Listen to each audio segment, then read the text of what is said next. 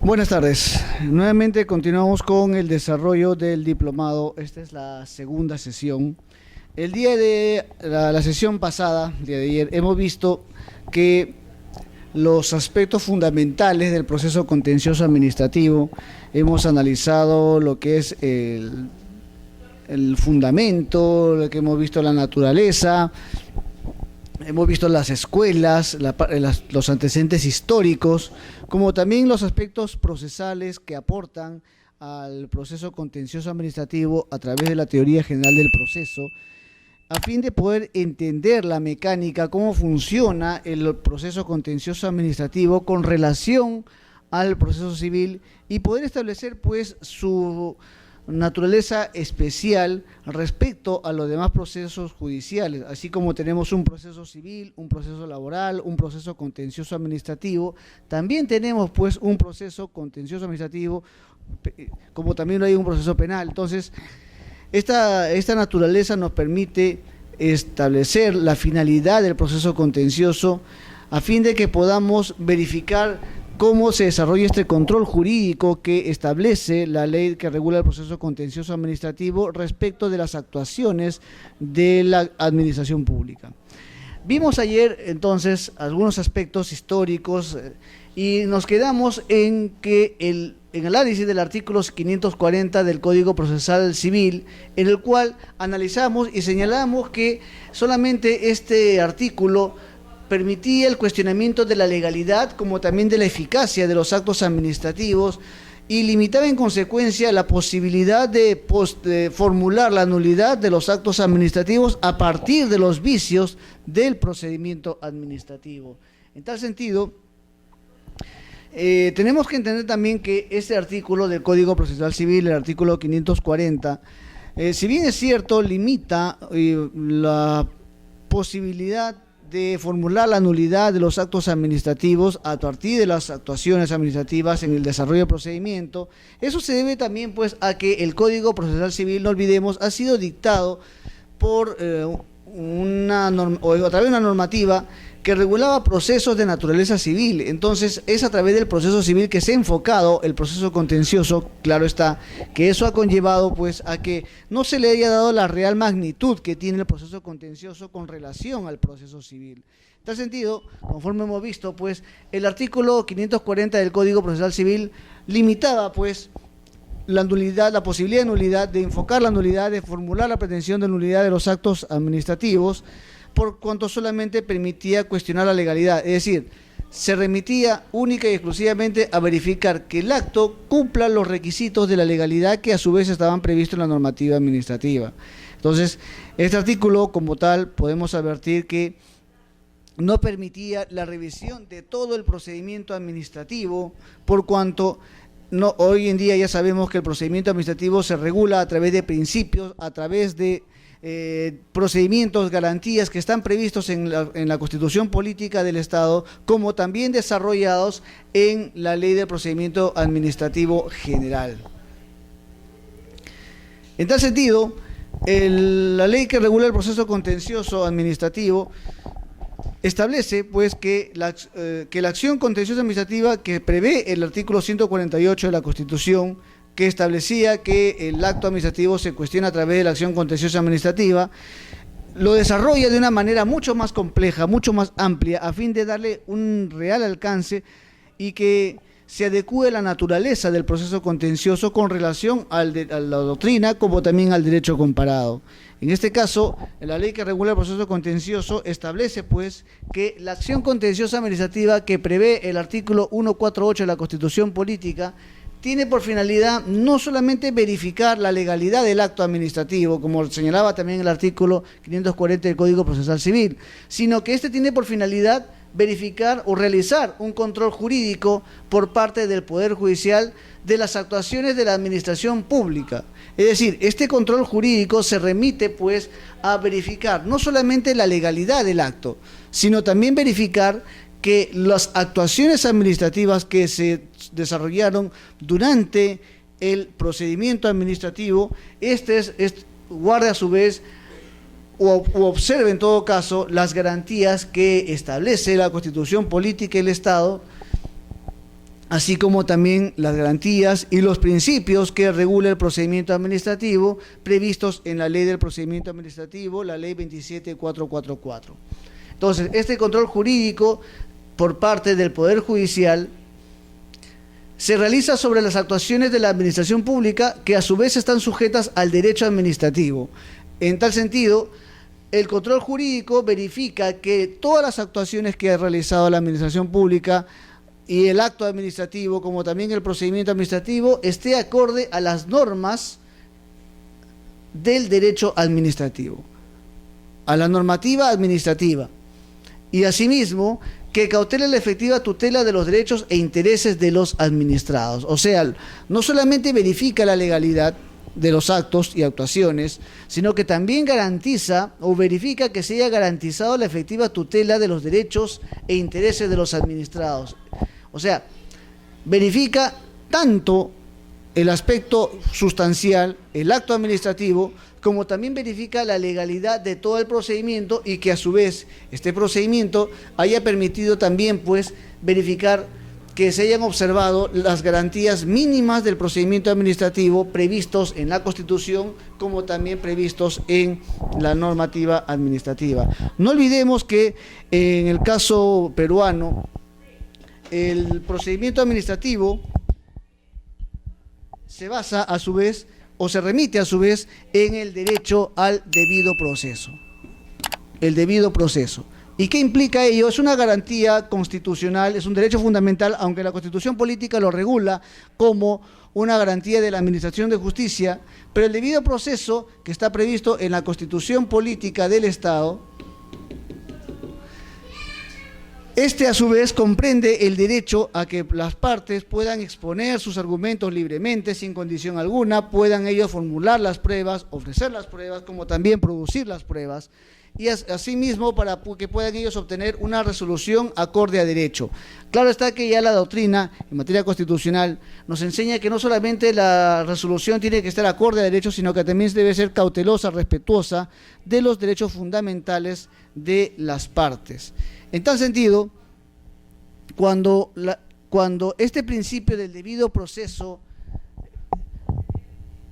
previsto en la Constitución, el Tribunal Constitucional señala pues que estas garantías que conforman el debido proceso no solamente se puede observar en el proceso judicial, porque también estas garantías que se advierten en el proceso deben ser observadas también en el procedimiento administrativo, por cuanto el procedimiento administrativo también permite pues que el administrado pueda formular su pretensión administrativa, como también ofrecer los medios probatorios, producir las pruebas, como por ejemplo a través de las diligencias administrativas que dispone la autoridad administrativa, a fin de que pueda obtener una decisión también fundada, sustentada en derecho, pero respetuosa de los derechos fundamentales de la persona, del ciudadano. Entonces, estas garantías que están previstas en el debido proceso, o que conforman el debido proceso, son incorporadas pacíficamente por el derecho administrativo, y estas a su vez se constituyen como el debido procedimiento administrativo. Y justamente es un principio del debido procedimiento el que los administrados puedan observar, puedan formular todo lo que estimen conveniente a su derecho, como también puedan ellos establecer u ofrecer los medios probatorios, como también puedan producir las pruebas a fin de obtener una decisión que se encuentre motivada, sustentada en el derecho, y que ésta a su vez sea justa, es decir, que sea respetuosa de los valores fundamentales que consagra la Constitución política del Estado.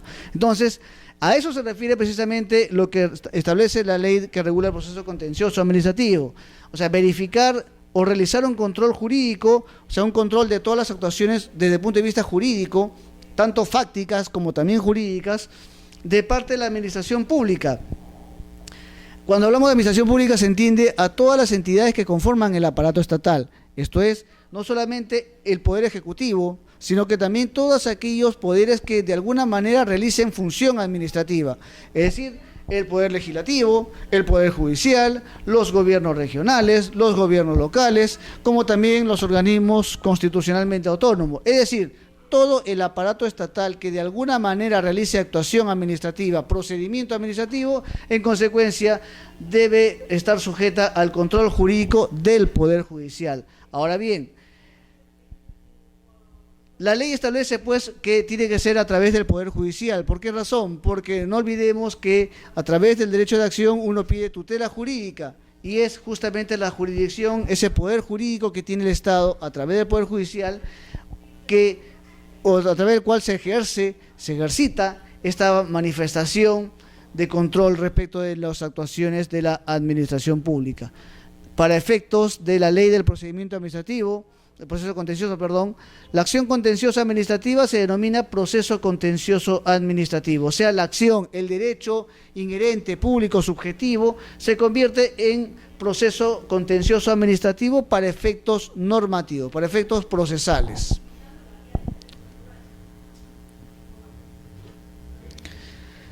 Ahora bien, tenemos que ingresar a los principios que regula el proceso contencioso administrativo. Pero, ¿cuál es la finalidad de un principio? ¿Por qué nosotros hablamos de los principios? ¿Y por qué el legislador también ha considerado importante hablar de los principios? No olvidemos que el procedimiento administrativo tiene sus fuentes, que a su vez está consagrado en la Constitución política, en los tratados, en la ley, en los reglamentos. Los reglamentos es una fuente importantísima, por ejemplo, en el derecho administrativo, por el aspecto más que todo cuantitativo, en la medida que los reglamentos, como quiera que son dictados por el aparato administrativo, por las entidades públicas, se constituyen cuantitativamente quizá en la fuente más trascendental en el procedimiento administrativo, porque son ellas, las entidades, las que regulan sus procedimientos a través de sus normativas de procedimientos y regulan todas las actuaciones que se desarrollan a nivel de estas entidades. Entonces, como es el caso, por ejemplo, de los TUPA, que son aprobados por la máxima autoridad de cada entidad. Son guías, son instrumentos, son documentos de gestión que orientan cómo se lleva a cabo un procedimiento en una determinada entidad pública. Entonces, sabiendo cuáles son las fuentes en un procedimiento, en un proceso contencioso en este caso, tenemos que hablar de los principios que regulan el proceso contencioso administrativo. Pero para tal efecto tenemos que analizar que los principios tienen una finalidad tanto interpretativa como una finalidad integradora. La finalidad interpretativa de los principios del proceso contencioso administrativo nos va a permitir guiar, nos va a permitir orientar, interpretar, analizar y poder establecer cuál ha sido el sentido real de una norma. Claro está, a través de las reglas de interpretación jurídica, pero los principios, por lo tanto, nos permite entender. A través de los principios analizaremos cuáles son las instituciones jurídicas que están previstas en la normativa adjetiva administrativa, para a fin de poder entender su real naturaleza y cuál es también el contenido, los alcances en consecuencia del proceso contencioso administrativo. No olvidemos que la normativa, es cierto que nos establece determinados casos concretos, pero la casuística también es muy importante.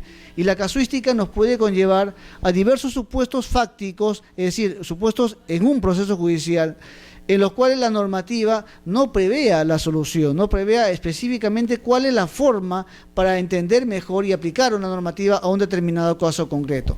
En tal sentido, la finalidad interpretativa de los principios va a permitir entender la normativa contenciosa administrativa y poder establecer cuál es la solución, cómo poder entender mejor la norma a cada caso concreto, a la casuística, para ser más exacto. Entonces, la finalidad interpretativa de los principios nos permite interpretar a fin de establecer y salvar los vacíos, lagunas jurídicas que se puedan establecer al momento de aplicar una norma a un determinado caso concreto. Y esto, claro está, la casuística nos va a determinar pues cómo se debe aplicar en cada caso los principios que regulan el proceso contencioso administrativo. Pero también tenemos una finalidad integradora del proceso, de los principios que regulan el proceso contencioso. Y esta finalidad integradora nos permite que podamos aplicar otra normativa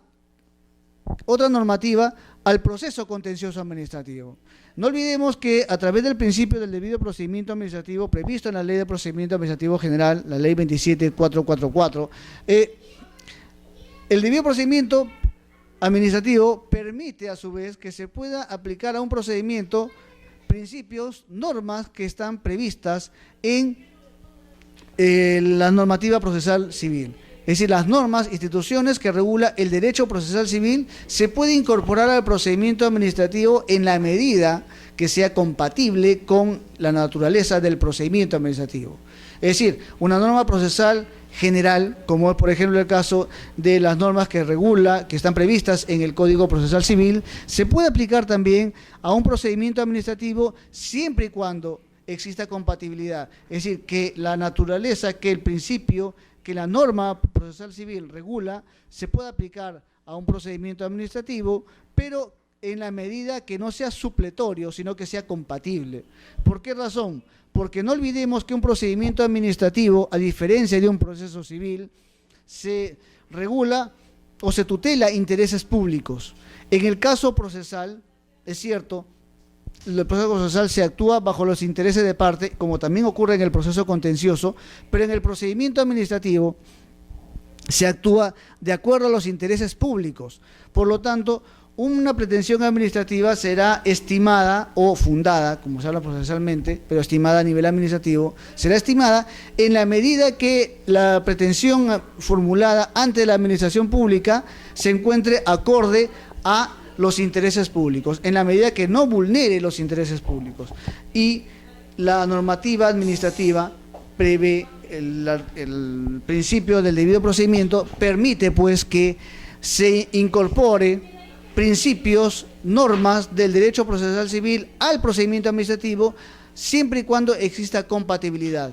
Por lo tanto, no se guía el procedimiento por principio de supletoriedad, que es decir, se puede aplicar en caso de vacío normativo, no necesariamente, porque puede haber un vacío, pero se aplicará un principio procesal civil al procedimiento administrativo en la medida que sea compatible con el procedimiento administrativo. De igual manera, ya retomando nuestra temática, que es derecho procesal administrativo, la finalidad integradora, así como se aplica en el procedimiento administrativo, también se aplica en el proceso contencioso administrativo. En este caso, para ser ya más exacto, la ley que regula el proceso contencioso administrativo establece en sus articulados que en caso de aquellos supuestos no previstos expresamente en esta normativa, es decir, en la ley que regula el proceso contencioso administrativo, se aplicará supletoriamente aquellas normas, principios que están previstos en el Código Procesal Civil. Aquí ya sí es posible aplicar por supletoriedad en la medida que nos encontramos en un proceso judicial, un proceso que, si bien es cierto, va a cautelar las garantías que se debieron observar en un procedimiento administrativo, pero y esto es un proceso judicial. Y por esa razón es posible que, estando en un proceso como es el proceso contencioso administrativo, se aplique supletoriamente, como también por compatibilidad, aquellos principios normativas que están previstas en el Código Procesal Civil. Claro está que cuando se haga pues un análisis o cuando se realice este control jurídico por parte del órgano jurisdiccional sobre la actuación administrativa, será pues muy importante que el juzgador, al momento de analizar el procedimiento administrativo, no tenga mucho cuidado en pretender aplicar principios procesales civiles, por cuanto, repetimos, en un procedimiento administrativo se aplica por compatibilidad, no por supletoriedad.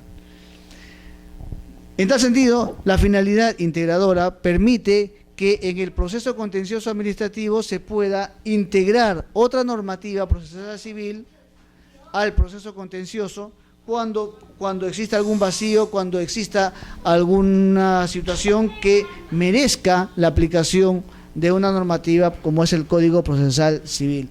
Por lo tanto, los principios que están previstos en el Código Procesal Civil pueden ser aplicados en el proceso contencioso administrativo e integrarse al proceso contencioso administrativo a fin de mejor resolver el caso justiciable.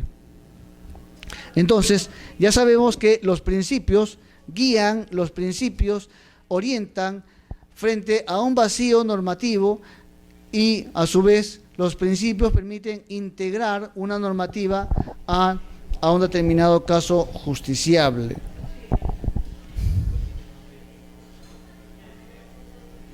Ahora, ya analizando los principios que regula el proceso contencioso administrativo, vamos a advertir que el proceso contencioso administrativo regula 4 principios. ¿Cuáles son estos principios? Principio de integración. Los jueces, bajo este principio, los jueces contencioso administrativo no pueden dejar de resolver un conflicto de intereses o una incertidumbre jurídica con relevancia jurídica por defecto o deficiencia de la ley. O sea, al margen de que exista una deficiencia, ya sea por defecto o vacío normativo, el juez contencioso administrativo no puede dejar de resolver un proceso judicial. Esto también se remite al deber que tiene la autoridad administrativa de resolver un procedimiento administrativo, que también es un derecho de los administrados. Asimismo, este principio se traslada al proceso judicial y permite advertir que, por el principio de integración, los jueces no pueden dejar de resolver los conflictos de intereses que surjan como consecuencia del acto administrativo o de las actuaciones de la administración pública cuestionadas en sede judicial. En estos casos, cuando exista un defecto o deficiencia normativa, en estos casos, el juzgador debe aplicar los principios del derecho administrativo, es decir, aquellos principios que están previstos en el derecho administrativo tienen que ser observados por el juez. ¿Por qué razón tienen que aplicarse los principios del derecho administrativo? Principalmente, porque no olvidemos que este es un proceso contencioso administrativo, y en la medida que es un proceso contencioso administrativo, el cual tiene por finalidad realizar un control jurídico por parte del juez respecto a la actuación administrativa de toda la administración pública, entonces, a fin de verificar o realizar este control jurídico, necesaria, ineludiblemente, va a tener pues que observar los principios que regula el derecho administrativo. Y estos principios están previstos exactamente en el título preliminar de la Ley del Procedimiento Administrativo General. Por tal razón, cuando el juez advierta una deficiencia normativa, en estos casos deberá remitirse a través del principio de integración e integrar, como su nombre indica, al proceso contencioso aquellos principios que están previstos a su vez en el procedimiento administrativo. Es decir, por el principio de integración se incorporan también, en caso de vacío o deficiencia normativa, se incorporan los principios que están previstos a su vez en la Ley del Procedimiento Administrativo General. Y verificando pues que se hayan cumplido los principios del procedimiento administrativo general, el juez podrá salvar aquellos vacíos, aquellas deficiencias o defectos normativos que advierta al momento de querer ejercer este control, al momento de querer acción administrativa del Estado. Principio de igualdad procesal. Conforme vimos la sesión pasada, uno de los fundamentos del proceso contencioso administrativo lo constituye precisamente la independencia de los jueces contenciosos administrativos. Esto es muy importante. ¿Por qué razón?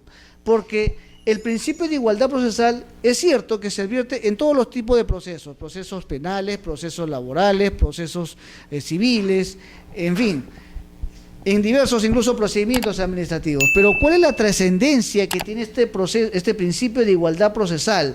En el procedimiento administrativo, por ejemplo, se destaca que cuando el Estado participa en un procedimiento, actúa en igualdad de condiciones, equidad, frente a cualquier administrado, como cualquier administrado también. Ahora, ¿cuál es la trascendencia que tiene el principio de igualdad? Porque no olvidemos que en el proceso contencioso administrativo lo que vamos a hacer, lo que vamos a exigir del juez es que realice un control jurídico respecto a las actuaciones de la administración pública. En ese sentido, para que el juez pueda realizar este control jurídico, a su vez debe salvaguardar, debe observar y garantizar que en todo momento las partes van a ser tratadas en igualdad de condiciones. Por una razón muy obvia, porque la contraparte es el Estado. Porque la contraparte, el demandado, es el Estado o el demandante, ya sea porque el demandante es el Estado, como en el caso, por ejemplo, de una demanda de nulidad de un acto ficto obtenido por silencio administrativo positivo de una manera irregular, contraviniendo intereses públicos sustanciales previstos en la ley del silencio administrativo. Entonces, en este caso es el Estado el que va a demandar la nulidad del acto ficto a través de la acción de lesividad previa autorización o resolución autoritativa por parte de la entidad. Y asimismo, también el Estado será demandado por parte del que fue en su momento administrado y ahora en el proceso contencioso es el demandante. Entonces, ya sea como demandante o como demandado, siempre el Estado va a intervenir en un proceso contencioso administrativo. Máxime, si reiteramos, lo que está en discusión es la legalidad de los actos o actuaciones administrativas y también del procedimiento administrativo a fin de cautelar y verificar que no existan vicios en su tratamiento, en el desarrollo que tuvo en su oportunidad.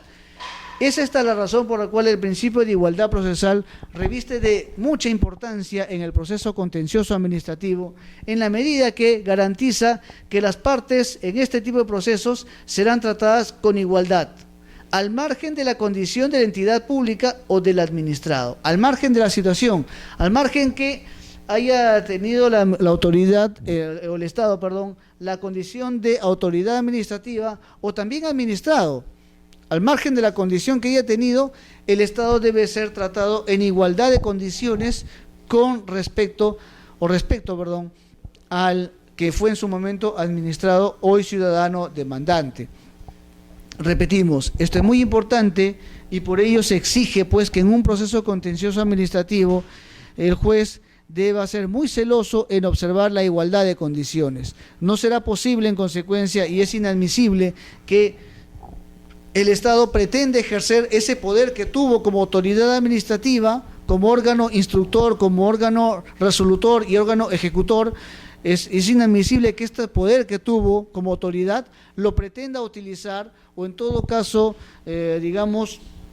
presionar o condicionar para que el juez sea sumiso ante este poder que tuvo el Estado.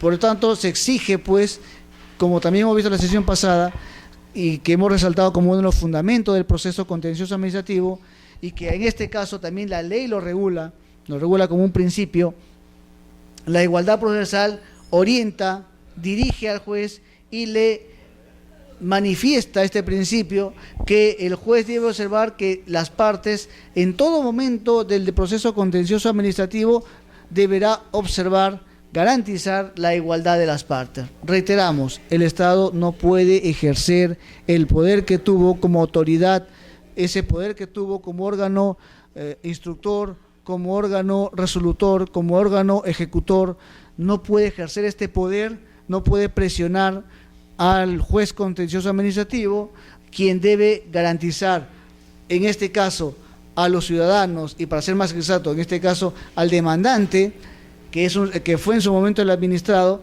debe garantizar pues que va a actuar con total autonomía, con total independencia, y no dejarse presionar por parte del Estado, que en este momento actúa pues como parte procesal. Resumiendo, en consecuencia, por la igualdad procesal, se garantiza al administrado, ahora demandante, que el Estado va a ser tratado en igualdad de condiciones que el que fue demandante.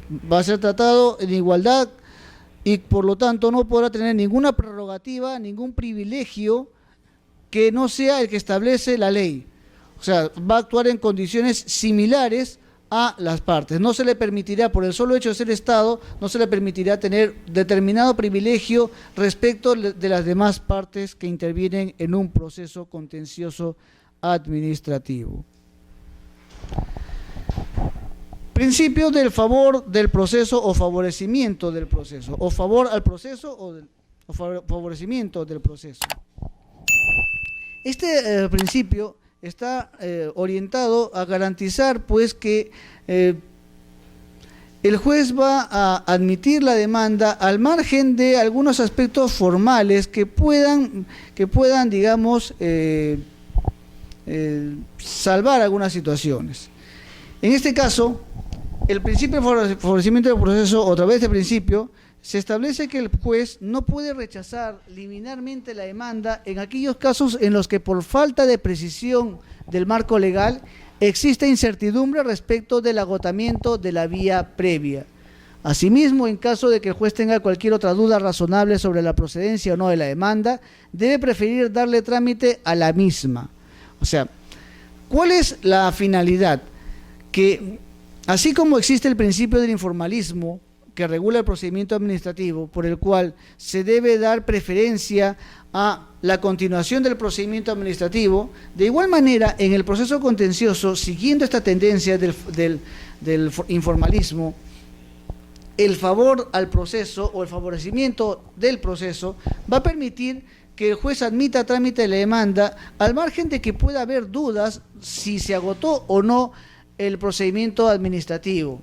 No olvidemos que los actos administrativos, cuando resuelven definitivamente una causa, un procedimiento, un caso concreto en la vía administrativa, el último acto establece en su último extremo resolutivo dese por agotada la vía administrativa. Si nosotros verificamos las resoluciones que se emiten en la administración pública, vamos a advertir que en la última instancia, una vez que ya se interpuso el respectivo recurso administrativo y el de apelación, entonces vamos a advertir que en la última instancia el órgano administrativo que resuelve va a establecer en su último artículo téngase o dese por agotada la vía administrativa. Entonces, eso es el instrumento o la garantía que va a tener el juez de que la vía administrativa ha sido agotada. Pero puede ocurrir en la práctica que algunos actos administrativos no den por agotada la vía administrativa, no obstante que constituye el último o la última actuación en sede administrativa. En este sentido, va a generarse una duda. Entonces, yo demandante podré decir, señor juez, ya se dio por agotada la vía administrativa. Pero ¿qué certeza tiene el juez de que efectivamente se dio por agotada la vía administrativa? Entonces, lo que va a hacer el juez es que, a través de este principio del favor del proceso, el juez tendrá dudas, pero frente a esa duda va a optar por la continuación del proceso. ¿Por qué razón? Porque no olvidemos también que el proceso contencioso tiene por finalidad ejercer un control jurídico de las actuaciones de la administración pública, de los actos de la administración pública. En tal sentido, lo que se busca, pues, es que al margen de esta duda por la normativa, por el marco legal que se genera respecto al agotamiento de la vía previa, el juez va a optar por admitir la demanda. Claro está que el juez admite la demanda y también tendrá pues que exigir también a la parte demandante que acredite que se ha agotado la vía administrativa bajo el procedimiento de rechazarse la misma.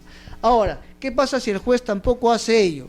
De igual manera, eso no significa que el proceso continuará y puede haberse dado el caso que el administrador tampoco haya agotado la vía administrativa, porque también es muy usual que los administrados no agoten la vía administrativa y claro, están mal orientados por la asesoría legal respectiva, interponen la demanda contenciosa administrativa. Eso también se ha visto, hay casos que se podría mencionar. Entonces,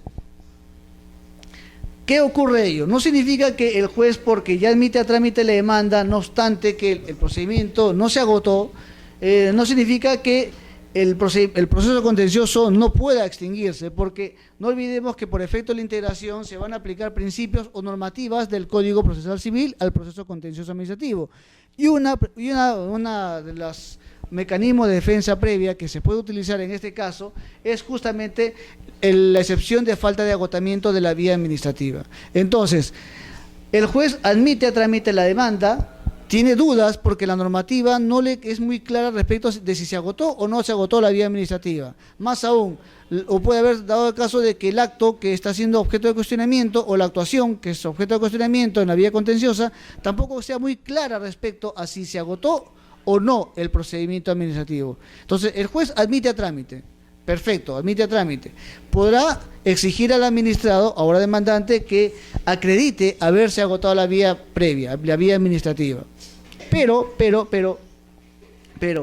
en caso que el juez no haga ello y admita la demanda y corra traslado de la demanda, correr traslado significa notificar, comunicar la demanda o el auto admisorio con la demanda a la parte demandada para que ésta conozca la demanda y ejerciendo su derecho de contradicción conteste la demanda contenciosa administrativa. Entonces, al momento de correr traslado de la demanda, lo que va a permitir es que la parte emplazada, si es que como quiera que es el órgano administrativo, y él, ¿quién mejor que él conoce si se agotó o no se agotó la vía previa? Él conoce el procedimiento. Entonces, su órgano de defensa, que en este caso es la Procuraduría, formulará la excepción de falta de agotamiento de la vía administrativa.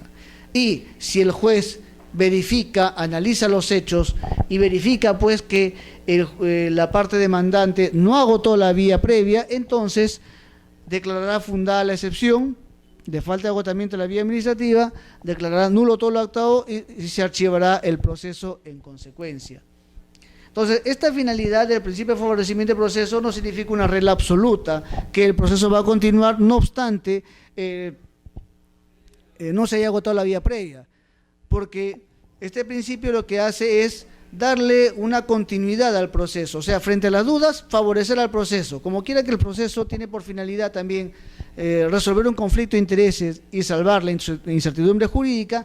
El juez tiene incertidumbre respecto de si se agotó o no. Entonces, bueno, tengo dudas como juez y lo que hago es admitir la demanda y corro traslado de la demanda a la parte emplazada.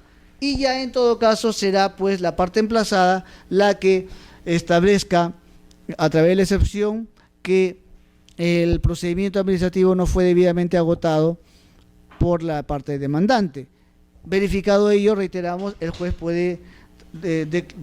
tendrá que declarar fundada la excepción de falta de agotamiento de la vía administrativa y en consecuencia declarará nulo todo lo actuado y se archive todo lo actuado, ¿no? Ahora, ¿qué pasa si la parte emplazada tampoco, a pesar de que no se agotó, tampoco formuló la excepción, pero la formula como un argumento de fondo, ¿no? Como una improcedencia de la demanda, no como un mecanismo de defensa, sino como un argumento de fondo, como una improcedencia?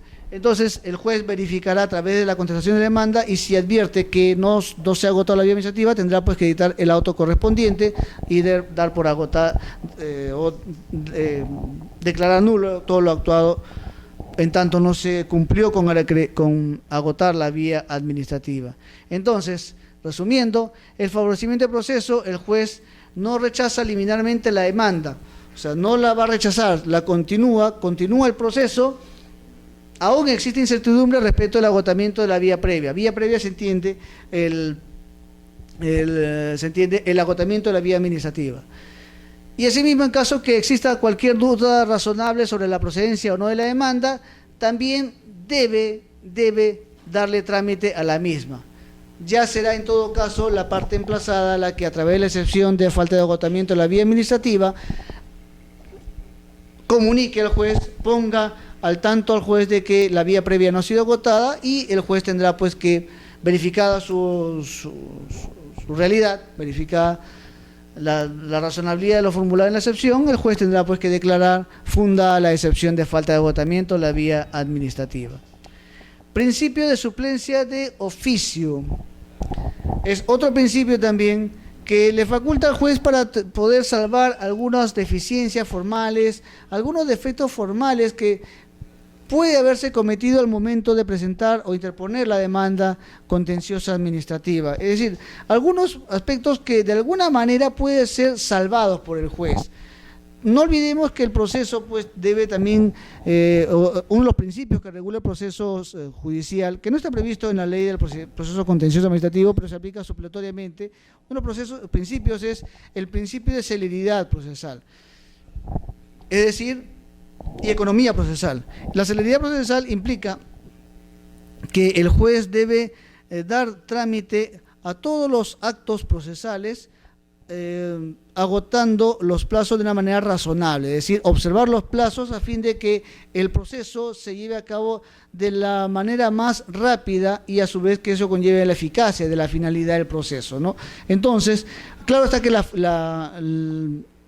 que este principio de celeridad procesal no significa sortear las etapas del proceso, no es ello, no significa que vamos a sortear, ya esta etapa la podemos suplir, no significa ello, sino que lo que vamos a dar lugar es que el principio de celeridad procesal permite que los actos se lleven a cabo cumpliendo los plazos razonablemente los plazos previstos en la normativa procesal civil.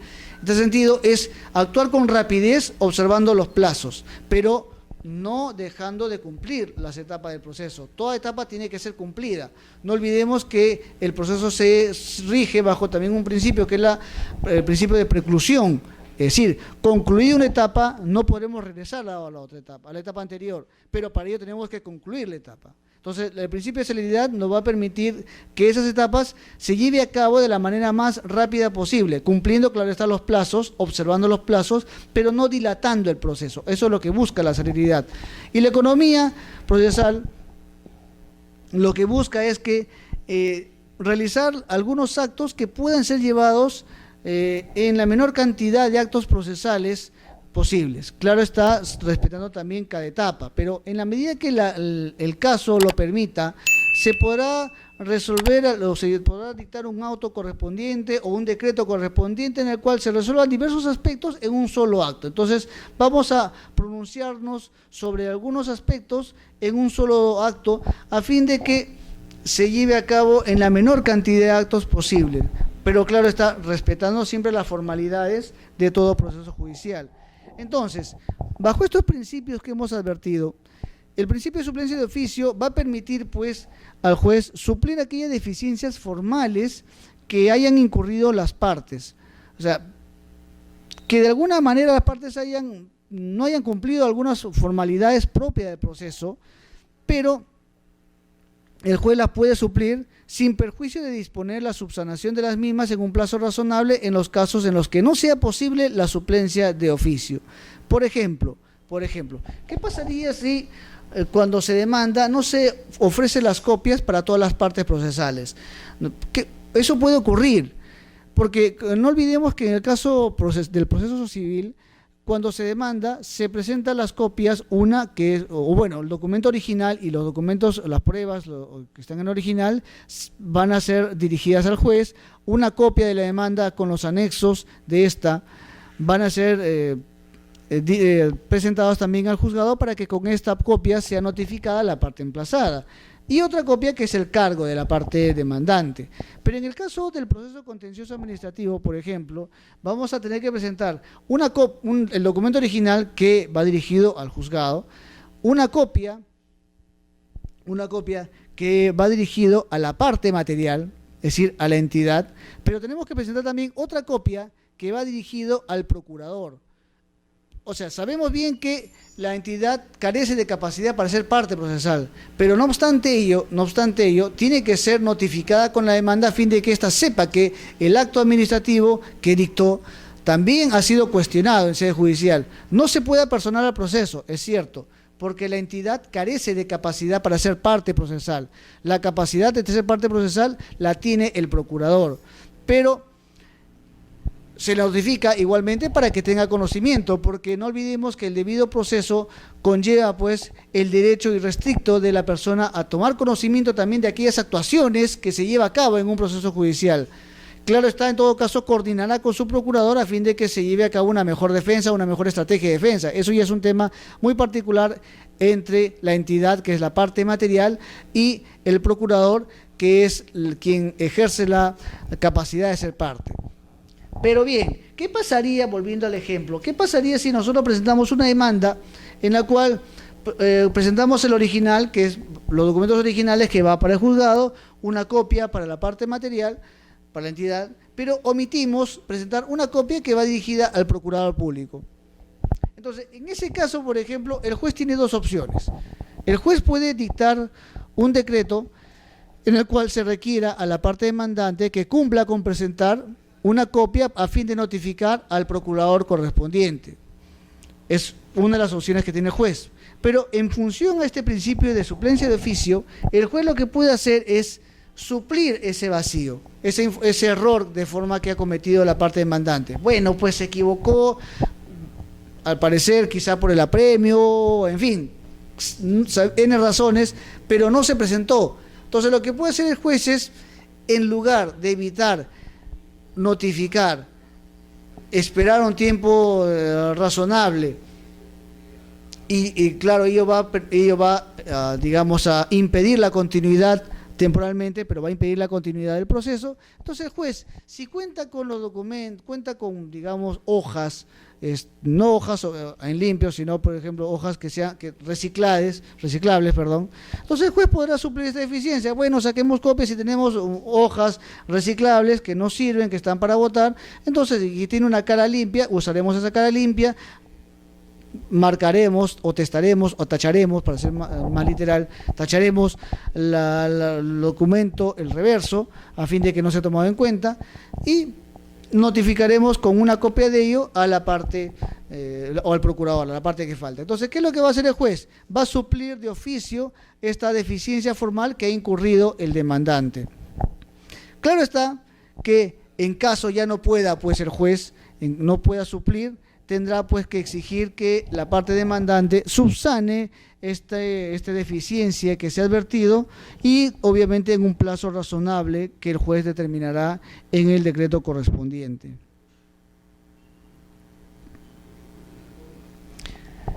Principios del derecho procesal civil que se aplican al proceso contencioso administrativo. O sea, ya hemos visto los principios que regula la ley del proceso contencioso administrativo, pero ahora veremos aquellos principios que están previstos en la normativa civil, pero que por supletoriedad y también compatibilidad se puede aplicar y se debe aplicar al proceso contencioso administrativo. Es decir, los principios que están previstos en la ley del proceso contencioso administrativo no tienen el carácter de ser taxativos, por lo tanto, no son los únicos y exclusivos que se puede aplicar a un proceso contencioso, sino que se van a aplicar todos aquellos principios que están previstos en la normativa adjetiva civil, como también aquellos principios que puedan estar previstos en la doctrina y que no estén previstos en las normas adjetivas. No olvidemos que hay principios que por su propia naturaleza a veces es preferible no positivizarlos, porque podemos cometer el error de desnaturalizar sus alcances, ya sea limitándolos o también dando un alcance mayor o totalmente ajeno a lo que cautela ese principio que la doctrina nos enseña. Entonces, a veces también es preferible que algunos principios no sean positivizados. Por ejemplo, en un proceso contencioso, pero que tenga naturaleza laboral, o sea, se guía bajo la vía del proceso contencioso, pero que tenga naturaleza laboral, el juez contencioso tendrá que aplicar principios también del derecho laboral. Y el derecho laboral, sabemos bien que hay principios que no están previstos en la normativa. Y es más, a veces es preferible que no estén previstos en la normativa porque podemos desnaturalizar los alcances del principio. Un típico ejemplo, el principio de la primacía de la realidad, que es un principio del derecho laboral que no está previsto en ninguna normativa. Sin embargo, este principio está a su vez consagrado, asumido en la diversa jurisprudencia que se ha emitido en el ámbito laboral, como también a nivel del Tribunal Constitucional.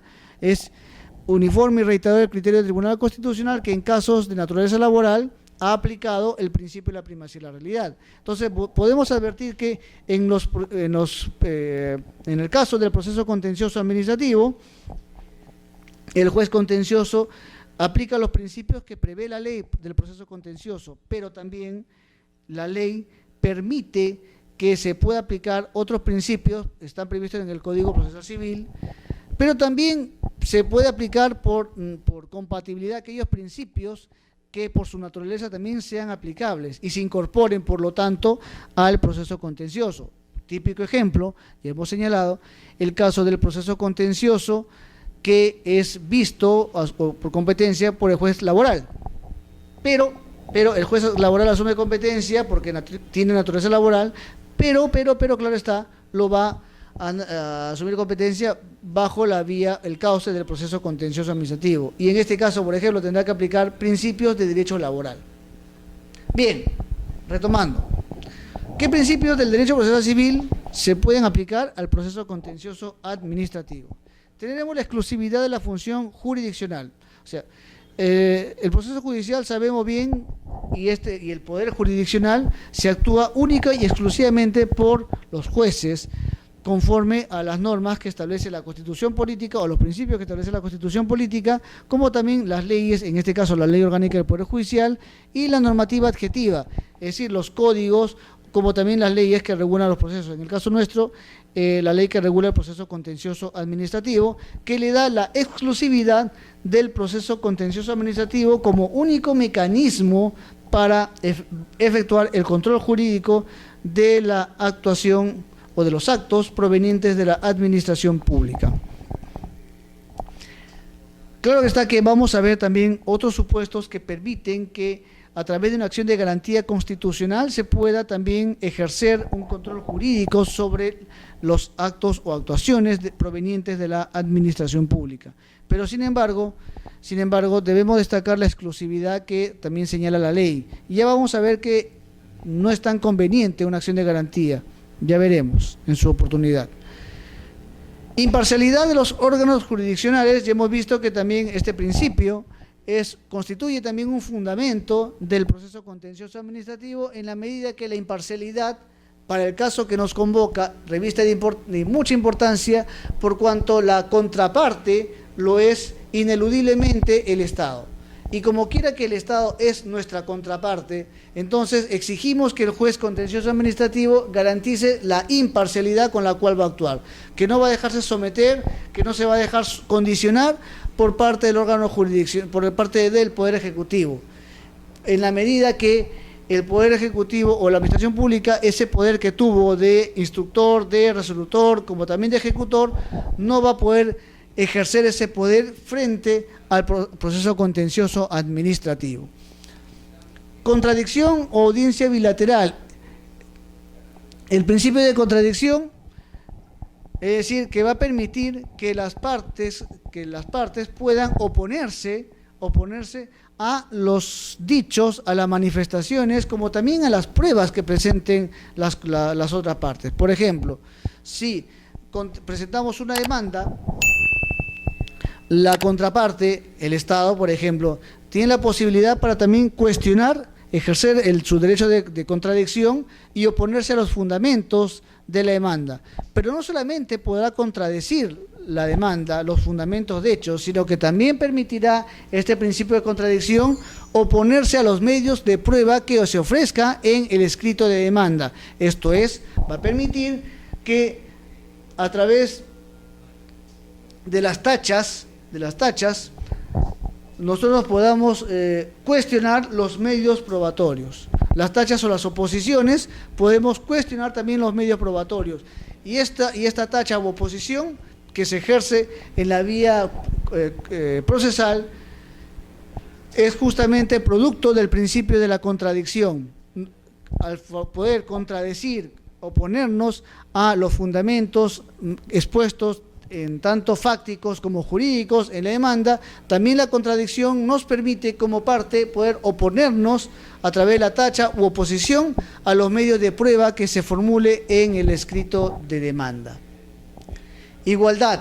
Bueno, es un principio que a su vez está previsto en la ley que regula el proceso contencioso administrativo y que se basa pues que las partes actuarán en igualdad de oportunidades ante el órgano jurisdiccional. Igualdad de oportunidades significa que tienen las mismas posibilidades jurídicas de realizar las mismas actuaciones en el proceso contencioso administrativo. Claro está que no significa que porque uno apele el otro tiene que apelar, sino que tienen la misma posibilidad. O sea, frente a las resoluciones que se dicte, frente a la sentencia que se dicte, las partes tienen la posibilidad de apelar, ambos. Ya dependerá de quién se considere pues afectado con la sentencia para que apele. Ahora, el vencedor también puede apelar, pero en aquellos extremos pues que no le resulte conveniente, o sea, apelará en un extremo de la sentencia. Pero esto es producto de la igualdad, de la igualdad de oportunidades que tenemos todos los justiciables en o ante el proceso contencioso administrativo. Economía procesal. Es un principio que también lo recogemos de la teoría general del proceso civil, y la economía procesal permite que unas determinadas actuaciones procesales se lleven a cabo en un solo acto o en dos actos. O sea, condensar los actos procesales en la menor cantidad de actos posibles, en la menor cantidad. Claro está, respetando la naturaleza de cada actuación procesal. de manera tal que si no es posible, pues que se pueda, realizar en un solo acto las diversas actuaciones que se debe llevar a cabo, obviamente no se puede hacer. No se puede hacer porque esto también la economía debe cautelar también la naturaleza de cada actuación procesal o de cada prueba.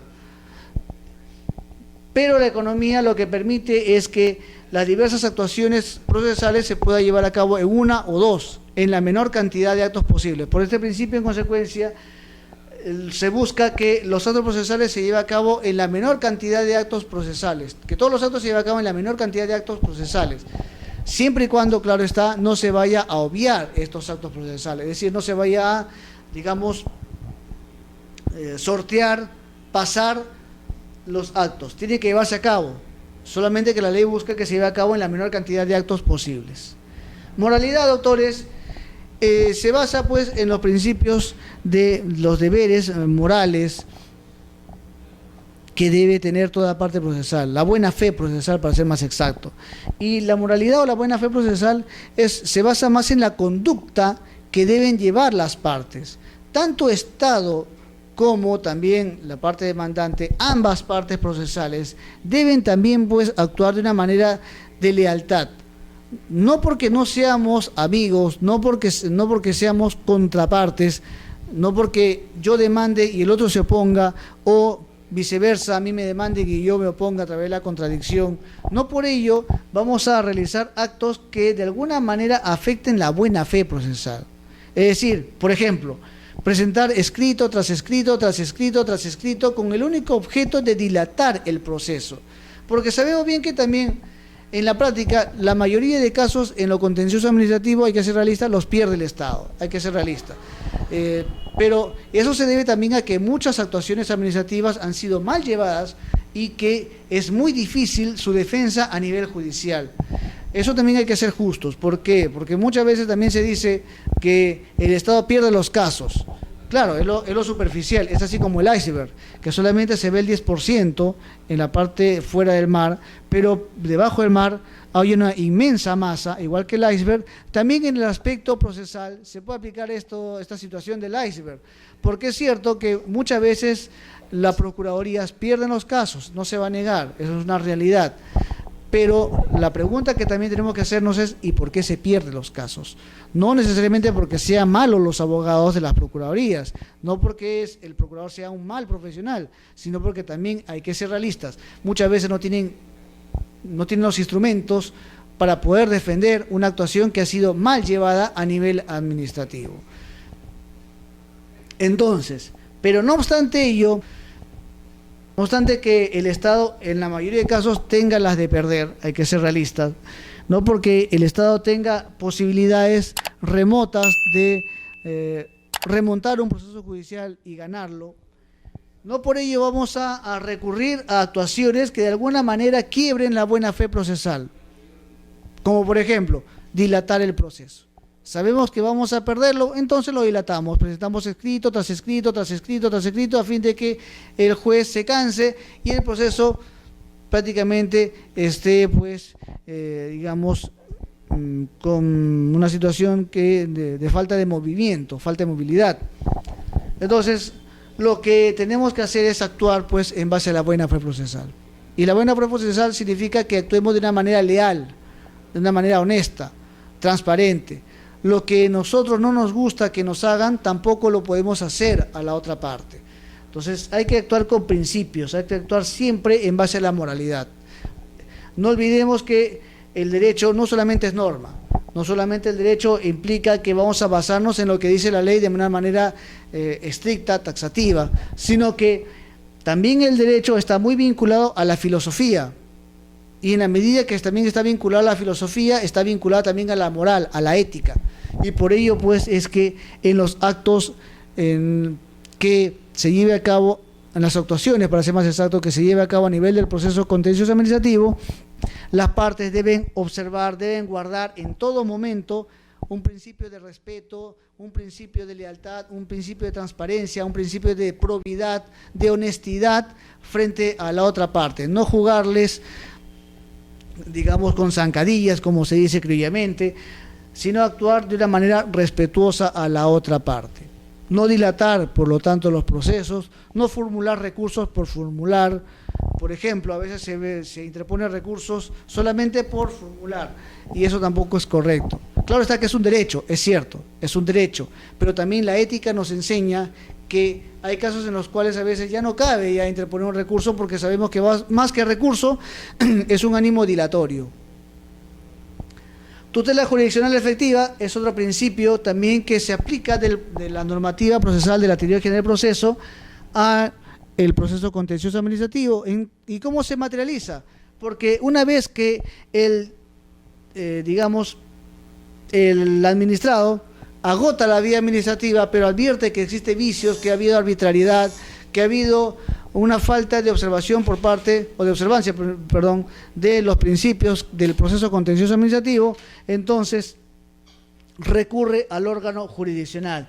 Y la tutela jurisdiccional efectiva no es otra cosa, como nos enseña Peirano, que es pedirle tutela jurídica al Estado. Es decir, que se active la función jurisdiccional, ese poder de ver que nos enseña Monroy y Gálvez, y a través de esta tutela, este pedido que hacemos al Estado, se pueda también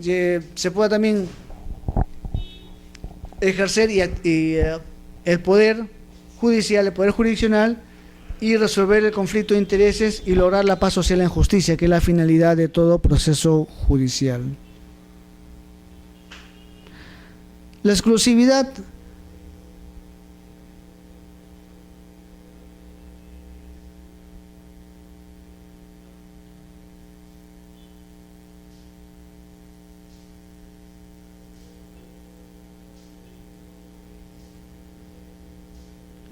del proceso contencioso administrativo.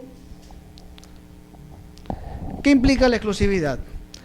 Implica que las actuaciones de la administración pública solo pueden ser impugnadas en el proceso contencioso administrativo, salvo en los casos que se pueda recurrir a los procesos constitucionales. Pero la regla general constituye el hecho por el cual todas las actuaciones, o sea, actos y actuaciones materiales que se lleve a cabo en el procedimiento administrativo, solo pueden ser impugnadas en el proceso contencioso administrativo. O sea, la regla es ello. O sea, toda actuación de la administración pública tiene que ser cuestionada única y exclusivamente a través del proceso contencioso administrativo, a través de las diversas vías procesales que tiene también el proceso contencioso administrativo, salvo los casos en los que se puede recurrir a los procesos constitucionales. O sea, esta es una salvedad, una excepción a la regla. La regla, en consecuencia, es que toda actuación del Estado tiene que ser cuestionada en sede judicial. Toda actuación, o sea, ya sea porque se denegó una licencia, ya sea porque se denegó una pensión, ya sea porque se impuso una sanción en un procedimiento sancionador, ya sea porque se impuso una sanción de carácter disciplinario a un servidor público, como quiera que se trate, o ya sea incluso que se obtuvo un derecho a través del silencio administrativo, a través del acto ficto, silencio positivo, toda actuación que provenga del Estado, toda actuación que se haya llevado a cabo ante la administración pública, debe ser cuestionada como regla general en el proceso contencioso administrativo. O sea, toda actuación debe ser cuestionada en un proceso contencioso. ¿Por qué razón? Porque estamos viendo que en un proceso contencioso administrativo existen principios y se cautelan los principios del procedimiento administrativo y se tiene que analizar también el control jurídico, obviamente especializado, en o sobre las actuaciones de la administración pública. Por lo tanto, esto constituye pues una especialidad. Y en la medida que constituye una especialidad, es decir, el derecho administrativo, a través del derecho procesal administrativo, entonces, ¿qué mejor que este cuestionamiento se lleve a cabo a través de un órgano especializado y por una vía procesal a su vez especializada? ¿Cuál es? El proceso contencioso administrativo. Es la vía más idónea, es la vía en la cual el juez va a poder entender mejor el proceso, porque el juez no solamente va a conocer el aspecto fundamental, el aspecto procesal, sino que también conoce el aspecto sustantivo, es decir, conoce el procedimiento, la naturaleza del procedimiento, y cómo se llevó a cabo el procedimiento y si este procedimiento se llevó con las debidas garantías del procedimiento administrativo que a su vez están inspiradas en el proceso, el debido proceso. Entonces, la regla, pues, y es justificable que esta regla establezca que todo proceso, toda actuación, perdón, de la administración pública sea impugnable solamente en el proceso contencioso administrativo. Pero la ley establece salvedades, excepciones a la regla. Y esta excepción lo constituye los casos en los que se pueda recurrir a los procesos constitucionales. Solamente casos, pero ojo, esta es una salvedad, una excepción.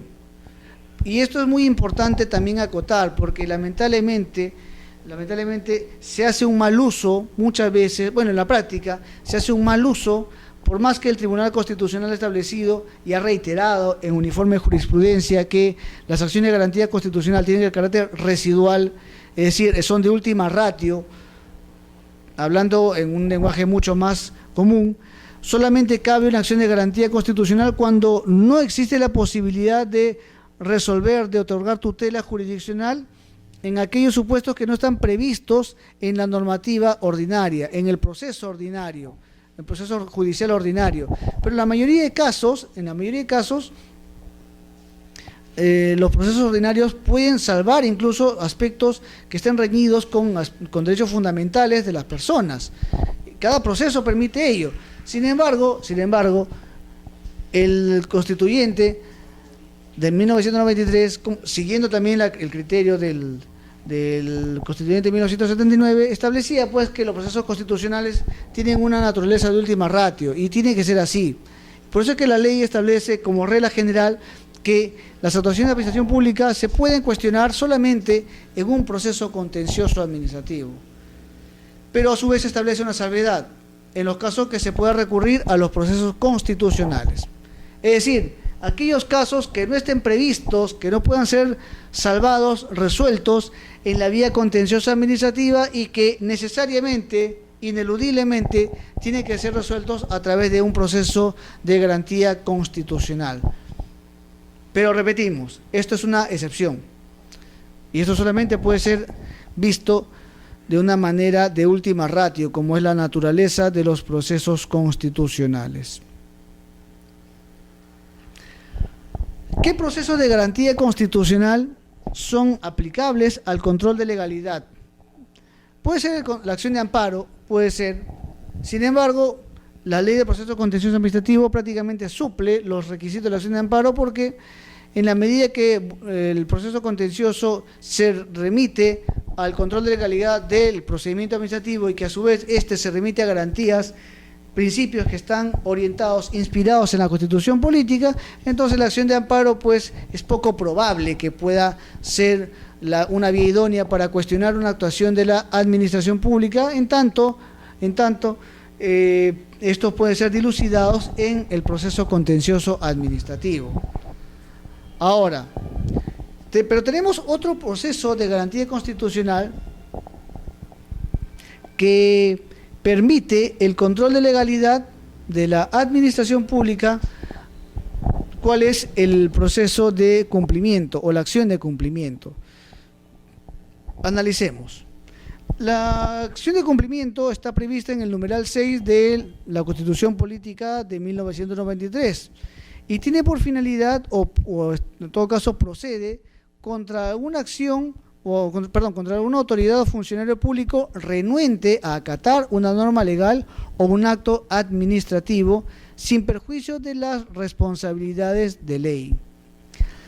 Para empezar, la acción de cumplimiento es una acción de garantía novísima en el caso de la Constitución Política, por cuanto es creada precisamente con la Constitución Política de 1993. Su precedente inmediato, la acción de amparo, no regulaba la acción de cumplimiento.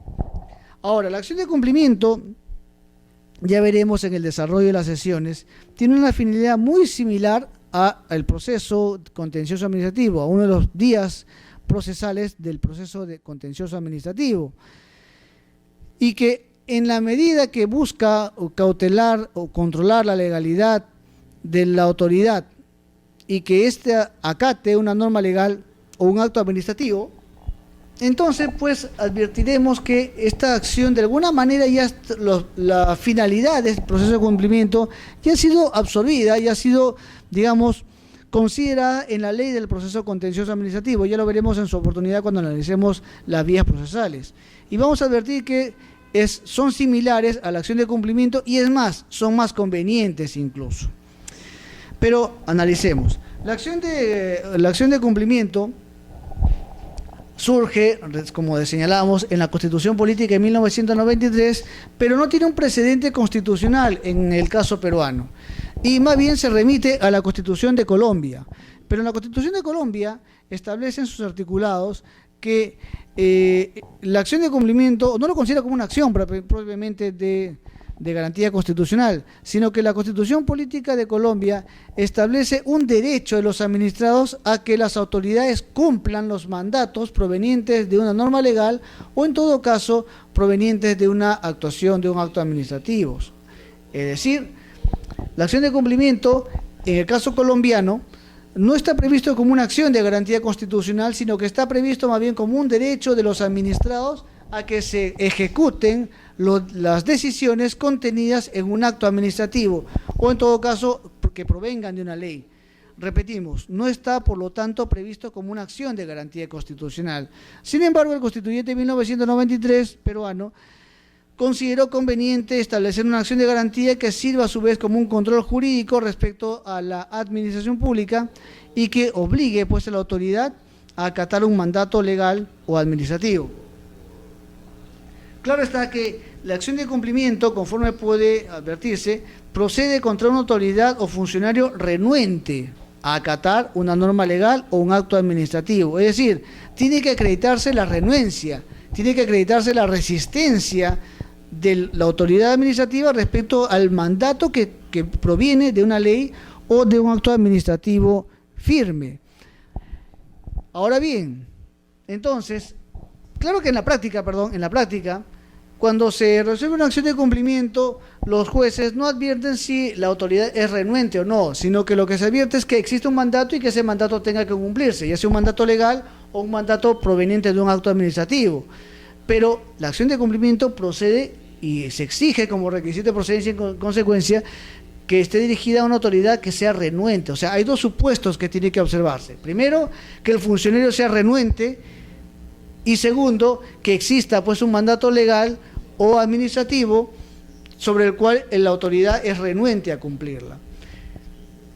Obviamente que el aspecto de la renuencia es muy difícil de probar y en la práctica la acción de cumplimiento se remite a verificar que existe un mandato y que la autoridad cumpla con el mandato, al margen de que sea renuente o no, lo cual en todo caso debería pues ser objeto de una reflexión, porque la acción de cumplimiento, si quiere ser como tal una acción de garantía, debería pues de tratarse de suprimir este término renuente, sino que contra la autoridad a fin de que cumpla una norma legal o acto administrativo.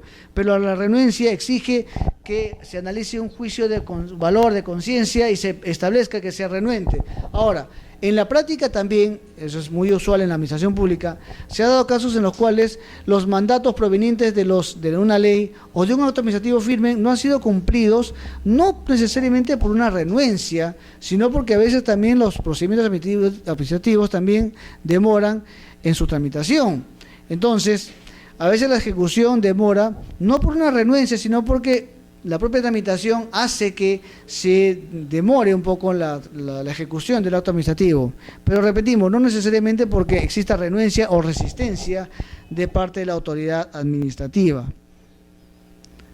Pero es una acción de garantía que está prevista en la Constitución Política, aunque esta finalidad de la acción de cumplimiento, conforme ya lo veremos en su oportunidad, esta finalidad pues está siendo ya asumida por una de las vías procesales del proceso contencioso administrativo. O sea, prácticamente la acción de cumplimiento ya no tendría razón de ser, por cuanto ya estaría siendo cubierta su finalidad en la vía contenciosa administrativa, más aún cuando la vía contenciosa no exige la renuencia, sino que la vía contenciosa solamente exige que existe un mandato y éste tenga que ser cumplido. O sea, no es requisito de procedencia que la autoridad sea renuente o no.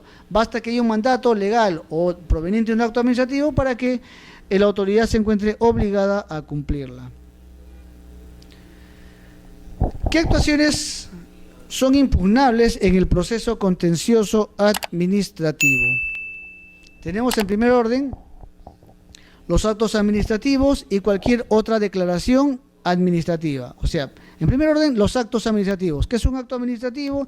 Es el pronunciamiento del Estado dentro del marco de las normas de derecho público sobre derechos u obligaciones de los administrados y como tal, pues, generan la obligación de ser ejecutados.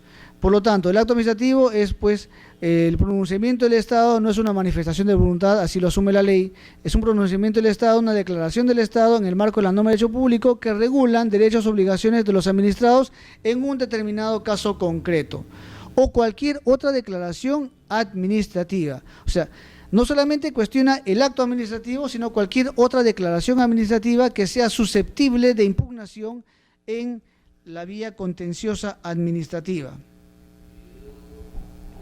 El silencio administrativo, otro supuesto, otra actuación impugnable, el silencio administrativo, la inercia y cualquier otra omisión de la administración pública. O sea, el silencio administrativo, señores, ¿qué es el silencio? El silencio administrativo es aquel supuesto por el cual, por la inercia de la administración pública, el ciudadano obtiene determinados derechos, como también puede dar por denegados determinadas peticiones administrativas.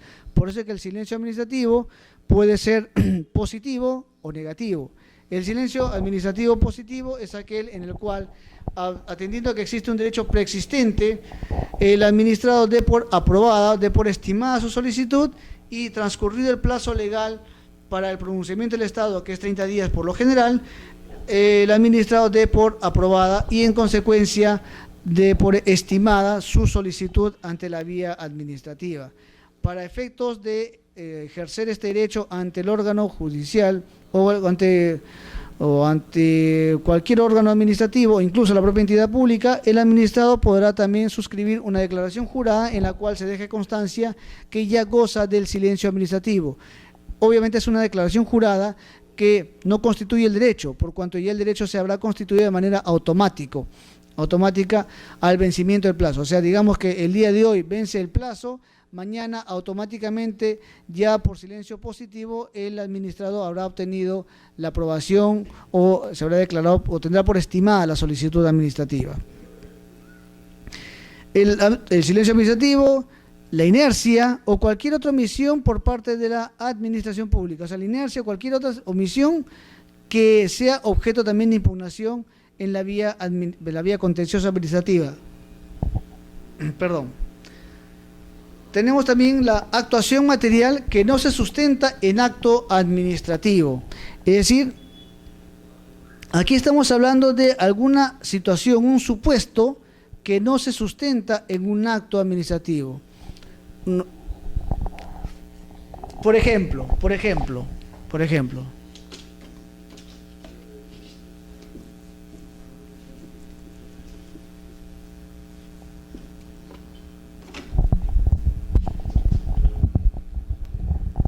Una actuación material que no se sustenta en un acto administrativo. Por ejemplo, ¿qué pasaría si estamos en un trámite de pensiones? ¿Qué pasaría si una persona, un jubilado, percibe una pensión, digamos, del FONAPU, el Fondo Nacional de Ahorro Público, y de un momento a otro la pensión del FONAPU,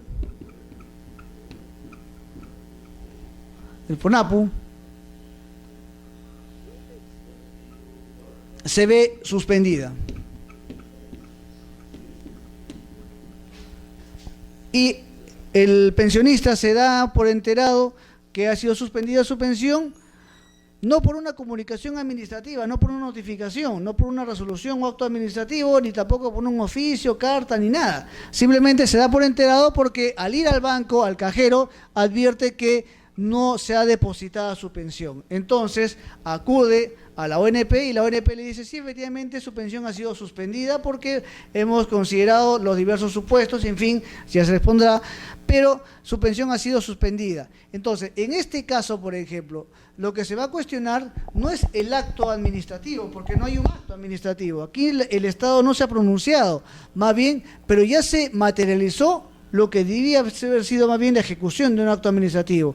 Por eso que acá se está hablando de la actuación material que no se sustenta en un acto administrativo. O sea, se suspende la pensión FONAPU, pero no a través de una notificación, de una resolución, sino que simplemente la ONP suspende la pensión, no deposita la pensión, y el pensionista se da por enterado cuando, como hemos señalado, acude al banco a efectuar el cobro de la pensión. Entonces, este es un típico ejemplo que se da, por cierto, es un típico ejemplo en el cual lo que se debe impugnar es una actuación material, pero obviamente no se sustenta en un acto administrativo. No hay acto, nunca se pronunció el Estado, pero sin embargo es una situación material que debía haberse pronunciado, debía ser la ejecución de un acto, pero no lo fue.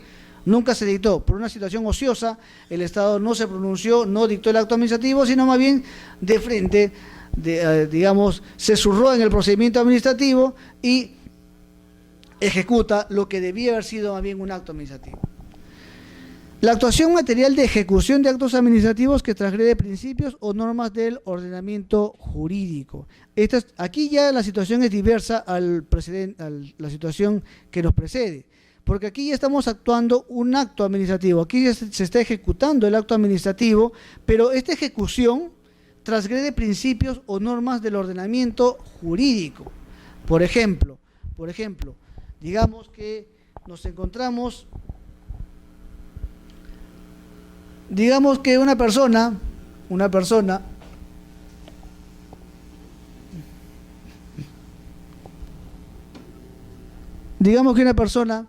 está transcurriendo con su vehículo, estaba manejando su vehículo y de un momento a otro lo detiene la policía y digamos que, creo que no se le quiere graficar, lo detiene la policía y le comunica que su vehículo estaba con orden de ubicación y captura y en ese momento lo notifican, pero sin embargo nunca esta persona fue notificada con el requerimiento, con la multa, la papeleta, que por la mayoría de casos son incluso hasta fotografiadas, nunca fue notificada. Es decir, hubo una falta, hubo una infracción administrativa, esta persona cometió una infracción de carácter vehicular, de naturaleza vehicular, transgredió la norma de transporte, pero sin embargo nunca le fue notificada el requerimiento, nunca fue notificado el procedimiento, nunca fue notificado el requerimiento de pago con la respectiva boleta o la fotografía. Y más bien se entera del procedimiento cuando ya se está ejecutando el acto final.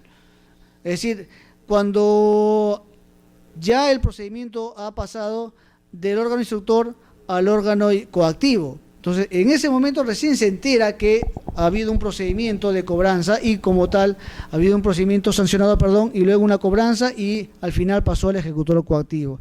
Entonces, aquí ya no se está cuestionando una actuación material que no tiene un acto administrativo. Aquí hay un acto, aquí hay un procedimiento administrativo. Sin embargo, este procedimiento o la ejecución de este procedimiento ha transgredido principios básicos, elementales, sustantivos del procedimiento del ordenamiento jurídico, en este caso del procedimiento administrativo. Quinto supuesto, las actuaciones o omisiones de la administración pública respecto a la validez, eficacia, ejecución o interpretación de los contratos de la administración pública, con excepción de los casos en los que es obligatorio o se decida, conforme a ley, someter a conciliación o arbitraje la controversia. Es decir, acá se está cuestionando ya más bien los contratos de administración pública que tienen una normativa especial, que es la Ley de Contratación del Estado. Entonces, aquí se cuestiona precisamente los actos que se han llevado, las omisiones que se han cometido por parte de la administración pública, pero bajo esta normativa especial. Salvo los casos en los cuales, conforme a esta normativa, sea obligatorio o se decida, de acuerdo a las partes, que se pueda someter a conciliación o arbitraje la controversia. Conciliación significa que vamos a someter la controversia a un tercero, que es el órgano conciliador, el cual va a facilitar que las partes reunidas expongan sus puntos de vista y que éstas busquen una solución. Lo que hace el conciliador es facilitar a que las partes arriben a una solución pacífica, armoniosa y justa, claro está, del conflicto que se ha surgido, los intereses que están en contraposición. Pero el conciliador, como tercero, no tiene la facultad de resolver, solamente él coadyuva a solucionar el conflicto, intermedia entre las partes para que pueda, o intercede, perdón, entre las partes para que puedan resolver su conflicto, pero esta no resuelve. El arbitraje, doctores, ya la situación cambia. Un proceso arbitral está sujeto a un proceso, digamos, autónomo y privativo, en el cual las partes designan sus árbitros correspondientes y son estos los que van a resolver. Y el laudo que imitan, este laudo va a tener carácter ejecutivo y por lo tanto va a ejecutarse conforme a las normas de la ley de arbitraje, a través de la cual se ha resuelto la controversia. Entonces, este supuesto se refiere pues a las actuaciones de la administración pública que están previstas en la Ley de Contrataciones del Estado, con excepción de aquellos casos en los cuales sea obligatorio remitirse a la conciliación o al arbitraje para resolver la controversia. Último supuesto: las actuaciones administrativas sobre el personal dependiente al servicio de la administración pública. Es decir, se puede impugnar también aquellas actuaciones administrativas respecto del personal dependiente al servicio de la administración pública. O sea, todos aquellos actos administrativos o actuaciones administrativas que estén relacionados al aspecto personal, es decir, a la situación o a la relación jurídica que existe entre el Estado con su personal, con los servidores públicos, para ser más exacto. Entonces, aquellas actuaciones que haya dictado la administración pública respecto a su personal también serán objetos de impugnación en la vía contenciosa administrativa. Perdón. ¿Cuáles son en consecuencia las pretensiones? Hemos visto qué actuaciones se pueden impugnar.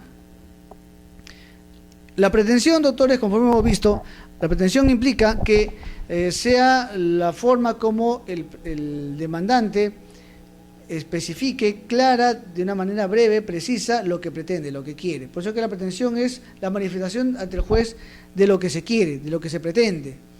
Y como quiera que hemos visto que cuáles son las actuaciones que se pueden impugnar en la vía contenciosa administrativa, vamos ahora a analizar, en función de esos aspectos que se pueden impugnar, qué pretensiones se pueden formular. Primero, la declaración de nulidad total o parcial o ineficacia de actos administrativos. O sea, aquí no nos remitimos al criterio que daba el Código Procesal Civil de la legalidad de los actos, sino que también podemos plantear la nulidad, ya sea total o parcial, o también la ineficacia del acto administrativo. O sea, en un primer supuesto, la nulidad.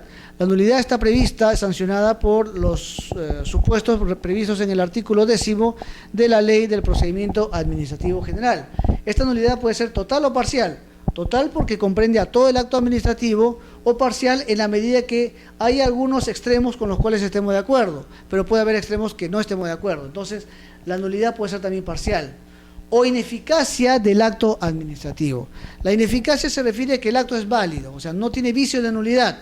Sin embargo, este acto es ineficaz.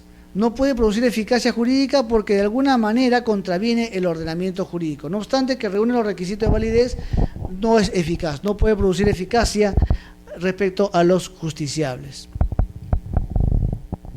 Segunda pretensión: el reconocimiento o restablecimiento del derecho o interés jurídicamente tutelado y la adopción de las medidas o actos necesarios para tales fines. O sea, aquí hablamos ya de actos que de alguna manera pues están siendo arbitrarios. Por ejemplo, el supuesto que hemos visto como la actuación material que no se sustenta en un acto administrativo. Aquí lo que se busca es que en este caso se reconozca y se restablezca el derecho que ha sido interés tutelado y la adopción de medidas que debían adoptarse para tal fin. O sea, se reconozca o se restablezca el derecho que debió haberse tutelado en la vía administrativa, y además que el juzgado adopte medidas o actos necesarios para tales fines. Por ejemplo, poder disponer una medida cautelar. Entonces, lo que se busca aquí, pues, que el juez reconozca que se ha vulnerado un derecho, o en todo caso, cuando ya se ha vulnerado este derecho, que se restablezca el derecho.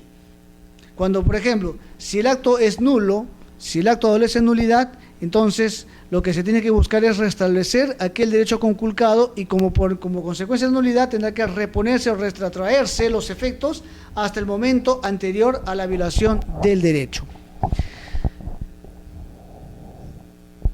En la medida que el juez goza de autonomía, el juez también puede disponer la adopción de medidas o actos necesarios para justamente reconocer o restablecer el derecho que ha sido objeto de conculcación por parte de la administración pública.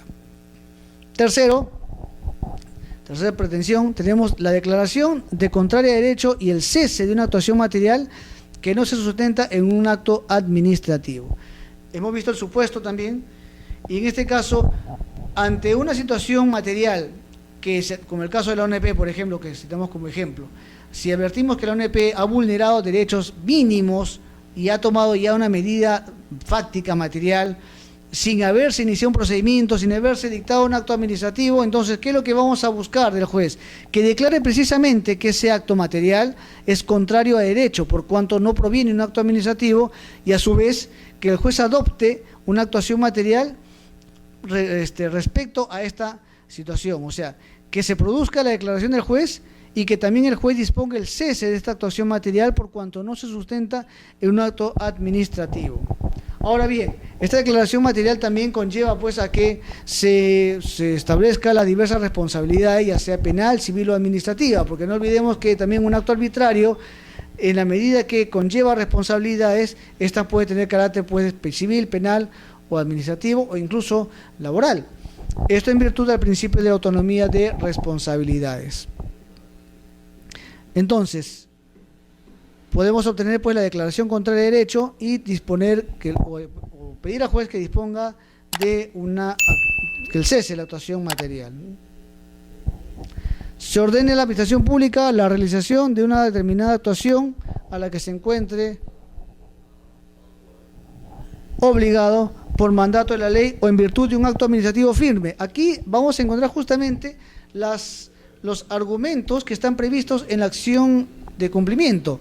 Hemos visto que la acción de cumplimiento tiene por finalidad que el juez cumpla un mandato proveniente de una ley o un acto firme, incluso dirigido contra la autoridad renuente.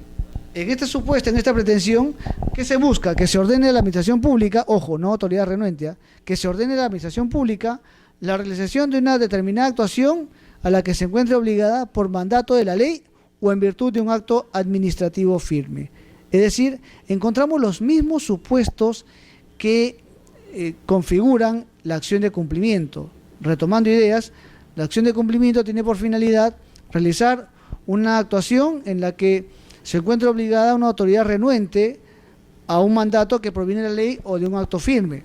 Aquí vemos los mismos supuestos. ¿Cuál es la diferencia en consecuencia? La diferencia es que la acción contenciosa administrativa no exige como presupuesto que la autoridad sea renuente. Basta que haya un mandato para que la autoridad se encuentre en la obligación de cumplir el mandato. Pueda o no pueda que sea renuente. Puede ser que se resista el mandato proveniente de la ley o del acto firme. Puede ser. O puede ser que no haya resistencia. Pero eso es irrelevante. Eso no es determinante para el proceso contencioso. No es determinante saber si la autoridad es renuente o no. Eso no es objeto de cuestionamiento.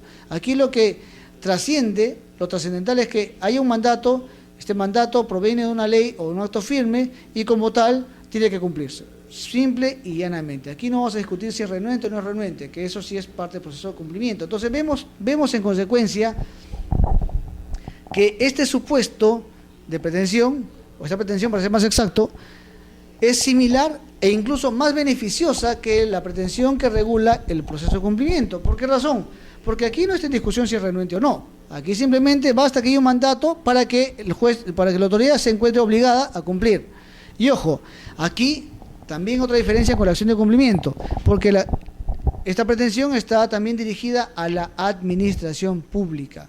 En cambio, la acción de cumplimiento está dirigida contra la autoridad renuente. retomando ideas, la autoridad procede contra autoridad o funcionario renuente a acatar una norma legal o acto administrativo.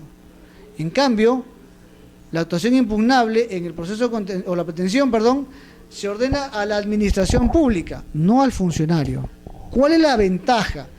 Que, como sabemos, existe pues en la administración pública la situación práctica en la cual los funcionarios públicos cambian porque en la medida que cambia el titular por una situación de confianza, los funcionarios públicos también cambian. ¿Qué pasaría si un funcionario público contra quien se dirige una acción de cumplimiento cambia? Su designación es dejada sin efecto o puede ser que él renuncie y ya no sea el funcionario público.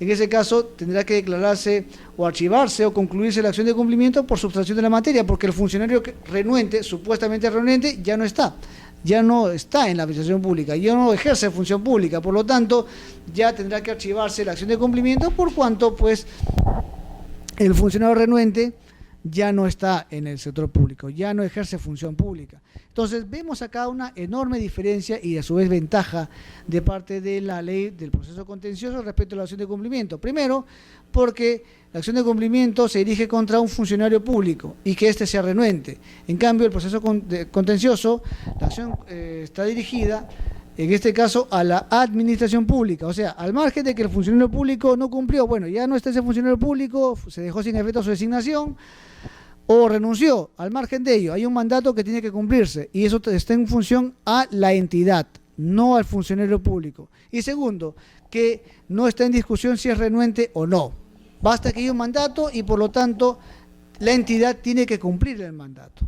Entonces vemos pues una enorme diferencia y a su vez una ventaja, más aún si la acción de cumplimiento como tal en sí no tiene pues un derecho fundamental directamente vinculado o al cual proteja, porque lo que trata de hacer de la acción de cumplimiento es controlar o ejercer un control jurídico respecto a las actuaciones de la administración pública que se encuentren vinculadas a un mandato legal, pero no es en sí una afectación a un derecho fundamental, porque el derecho es del administrado es de que se cumpla una ejecución de un acto o de una ley, pero eso se puede tener también una ley, ¿no? De un proceso contencioso ordinario. No se requiere una acción de garantía para tal efecto, porque no hay un derecho fundamental perjudicado en este caso. Pero en fin, es una acción de garantía que está prevista en la Constitución y hay que respetarlo como tal, ¿no? Hay que respetarlo. Sin embargo, ya advertimos pues que existe una enorme diferencia en el tratamiento de la ley que regula el proceso contencioso administrativo y a su vez una ventaja respecto al tratamiento, por cuanto la vía contenciosa es mucho más eficaz e incluso más rápida que el proceso de cumplimiento. Este supuesto, yendo al fondo del asunto, tiene por objeto que se cumpla un mandato al cual se encuentra obligado, porque este mandato proviene de la ley, es decir, una norma de carácter legal, o puede ser también una norma que tenga el rango de ley. Total, lo importante es que sea una norma de este rango que obligue a la autoridad pública o en virtud de un acto administrativo firme, o sea que provenga de un acto del cual ya no sea objeto, ya no es posible su impugnación en la vía administrativa. Quinta pretensión en el proceso contencioso administrativo: la indemnización por el daño causado con alguna actuación impugnable conforme al artículo 238 de la ley 27444, la ley de procedimiento administrativo general, siempre y cuando se plantea acumulativamente a alguna de las pretensiones anteriores. En este caso, la indemnización proviene por cuanto en el procedimiento administrativo ha habido un hecho que de alguna manera ha perjudicado, ha causado un perjuicio y que a su vez tiene que ser reparado a través del pago indemnizatorio. Y esta indemnización en consecuencia pues tiene que ser actuada en la vía contenciosa. ¿Por qué razón? Porque en la vía del procedimiento administrativo no es posible que se actúe una acción indemnizatoria o no es posible que exista una vía administrativa. La autoridad administrativa resuelve la legalidad de un procedimiento y de un derecho, pero no se puede pronunciar sobre un hecho dañoso. En la medida que eso tiene que ser objeto de una valoración a través de la teoría de los daños y que esto tiene que ser pues compensado, realizado, analizado por el órgano jurisdiccional, entonces esta pretensión no puede ser tratada en un procedimiento administrativo. Por eso es que constituye una pretensión del proceso contencioso la indemnización. Ahora, en el procedimiento administrativo, claro está, la autoridad no se va a pronunciar por la acción de daños y perjuicios o la indemnización no va a fijar un monto indemnizatorio porque no es su facultad, pero sí puede dejar a salvo el derecho, como muchas veces se hace, dejar a salvo el derecho de las partes o de los administrados para ejercer su acción indemnizatoria, pero en la vía procesal correspondiente.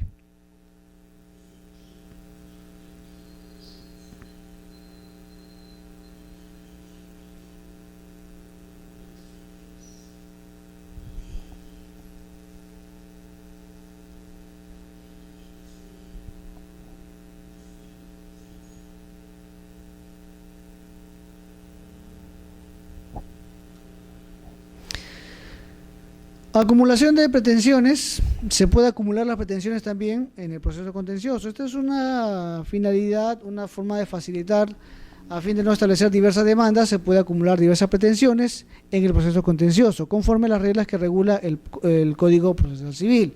Las pretensiones, en este caso, que están previstas en el Código Procesal Civil, se puede aplicar en la norma, en el proceso contencioso, perdón, de manera originaria o sucesiva, siempre que se cumplan los requisitos previstos en esta ley. ¿Y cuáles son? Primero, que sean de competencia del mismo órgano jurisdiccional. Segundo, que no sean contrarias entre sí, salvo que sean propuestas de manera subordinada o alternativa. Tercero, que sean tramitables en una misma vía procedimental. Y cuarto, exista conexidad entre ellas, por referirse a la misma actuación impugnable o se sustente en los mismos hechos o tengan elementos comunes en la causa a pedir. O sea, primero, que sea competencia del mismo órgano judicial. Solamente se puede acumular pretensiones en la medida pues que sea competencia del mismo órgano. No se puede acumular una pretensión que esté pues en un juzgado y en otro juzgado y en otro juzgado. En este caso lo que puede hacerse es que un juzgado se declare incompetente y se derive lo actuado al juez correspondiente, pero no se puede acumular pues cuando se tiene que hacer competencia del mismo órgano judicial, para empezar. Y por lo tanto sean también de naturaleza contenciosa administrativa. Por lo tanto, si es un hecho penal, no se puede acumular en este caso, ¿no? Que no sean contrarias entre sí, o sea, tienen que ser, pues, estar relacionadas, no se pueden contraponer, no se puede oponer una contra otra, salvo que sea propuesta de manera subordinada o alternativa. O sea, en la medida que si se estima una demanda, una pretensión, esta a su vez conlleve a que se admita y también se estime esta pretensión. O alternativa, o sea que bueno, ya no se va a admitir esta pretensión, pero en todo caso, si no se declara fundada esta pretensión, alternativamente que se declare fundada esta pretensión, pero no se contrapone, porque son alternativas, son posibilidades que se deja al juez para que declare fundada una determinada demanda. Sean tramitables en una misma vía procedimental. O sea, si es que la vía procedimental es distinta en consecuencia, contrario sensu, no se puede acumular las pretensiones. Cuarto, que existe una relación entre ellas, o existe un nexo causal entre ellas, por cuanto se refiere a la misma actuación impugnable, o en todo caso se sustenta en los mismos hechos o tengan elementos comunes en la causa a pedir. En la medida que existe una relación entre ellos, un nexo causal entre ellos, es posible la acumulación, pero si no existe esta conexión, obviamente no será posible, ¿no?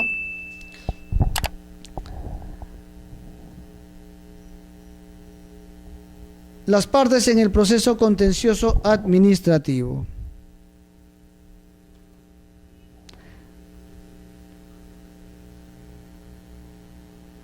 Tenemos la legitimidad para obrar activa. La legitimidad para obrar, ya sabemos, es la adecuación de las partes que actúan en la relación sustantiva o material a la relación jurídica procesal. O sea,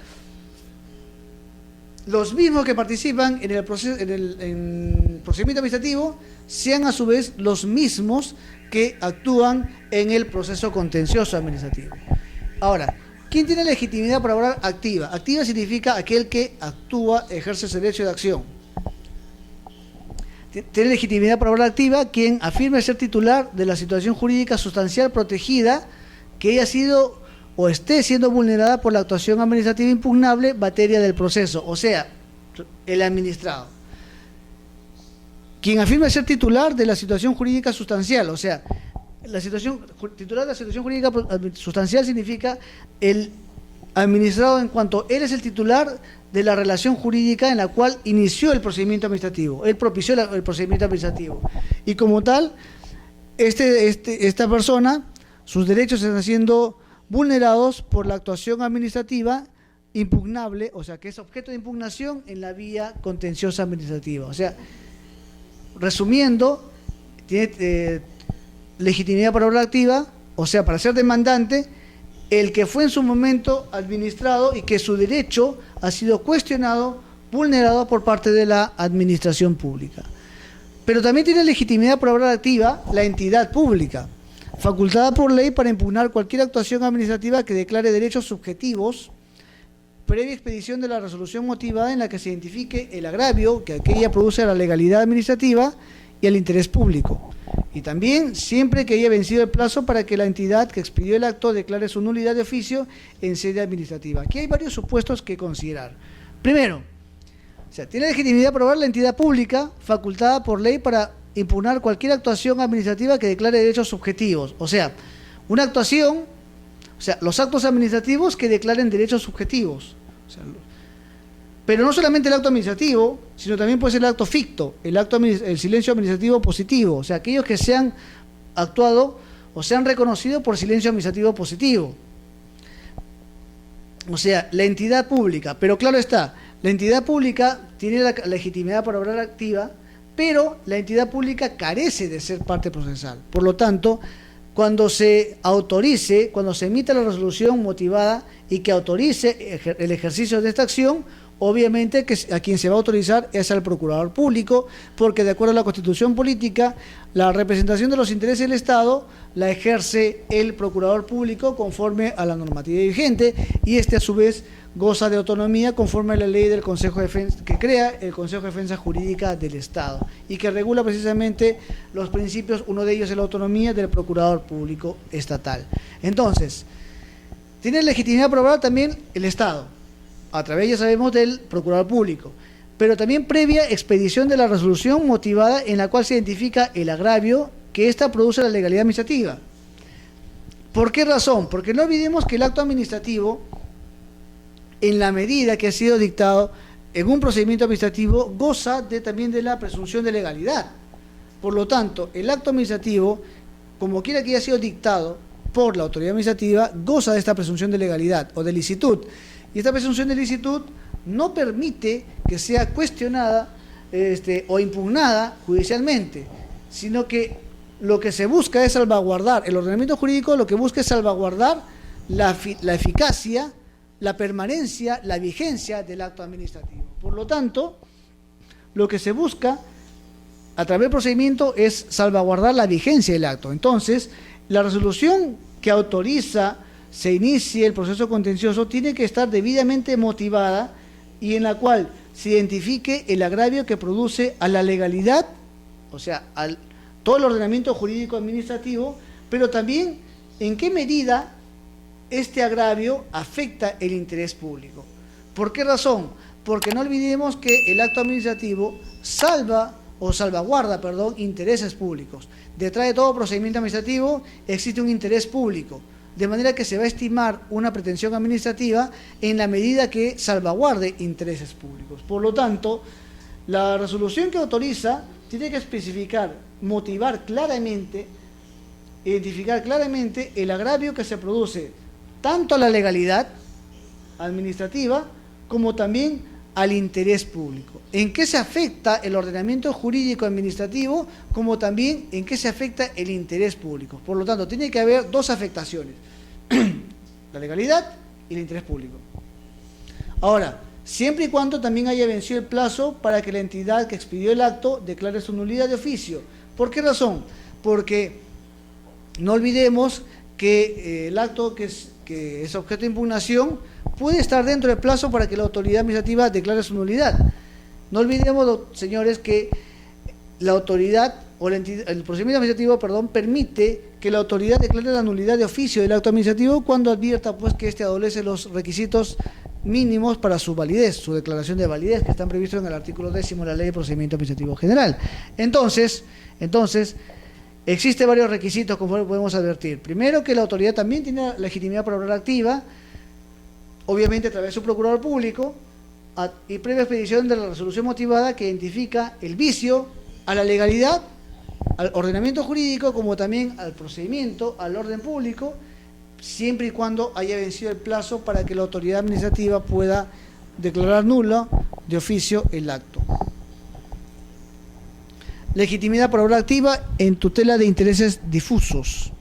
¿Qué significa ello? El interés difuso es aquel interés que de una manera no salvaguarda un interés particular, un interés de una determinada parte procesal o una determinada parte sustantiva material, sino que es un interés que está defendido de una manera colectiva. O sea, las personas como tal pueden ejercer el derecho o la capacidad de ser parte para defender un interés que no goza de una titularidad específica. Por ejemplo, la defensa del ecosistema. O sea, hay un interés difuso. Una persona puede ejercer la defensa del ecosistema porque existe un interés de la colectividad y que radica en un interés particular, un interés de defender una determinada causa, una determinada situación. Por esta razón, hay un interés difuso. La legitimidad para obrar activa en tutela de intereses difusos.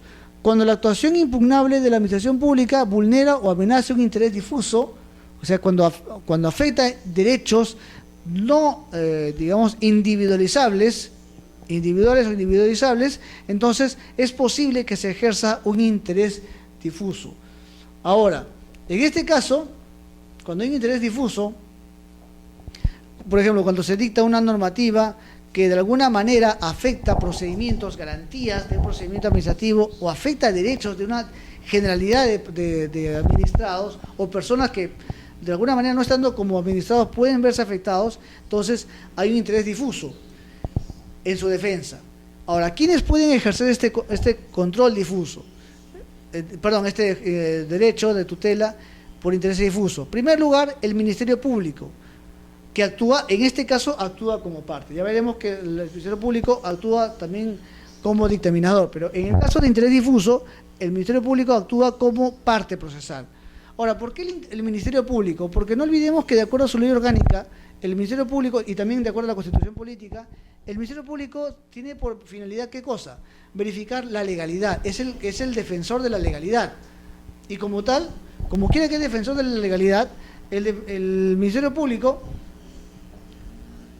al defender la legalidad de la actuación pública y controlar también la administración pública, puede también actuar como parte en la medida que vea afectados intereses difusos. Entonces, acá no participa como un órgano dictaminador, sino que también participa como una parte procesal. El defensor del pueblo también, cuando hay interés difuso, cuando, por ejemplo, existe una normativa que de alguna manera afecta el ecosistema,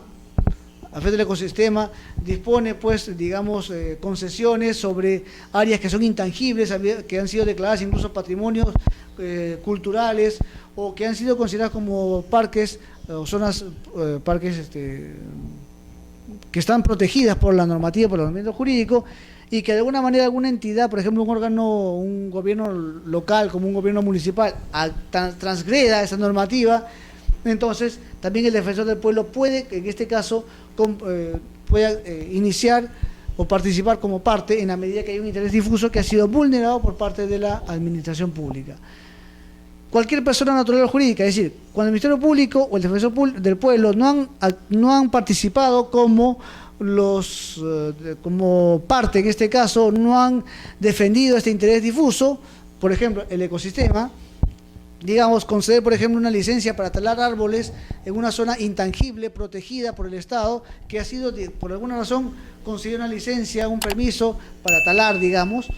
Entonces, si el Ministerio Público y el defensor del pueblo no activan esta defensa del interés difuso, de la tutela de intereses difusos, entonces cualquier persona natural o jurídica puede también ejercer la tutela de estos intereses difusos.